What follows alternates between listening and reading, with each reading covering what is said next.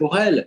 Par exemple, si on leur demande de raconter une histoire à l'envers, ils vont parfois, comme ils ont créé leur propre histoire, avoir du mal à la raconter à l'envers.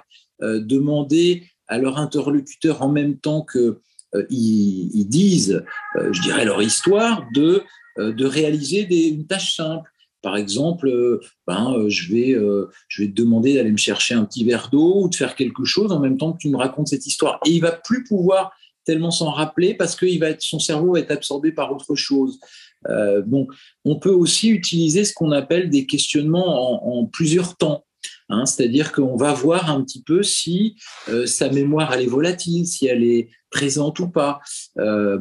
Parce qu'on peut avoir tendance à commettre des erreurs. Mais en même temps, c'est aussi un signe quand c'est toujours la même version et qu'il n'y a pas de choses qui s'alimentent, c'est qu'on peut se poser la question de est-ce que c'est pas une version toute faite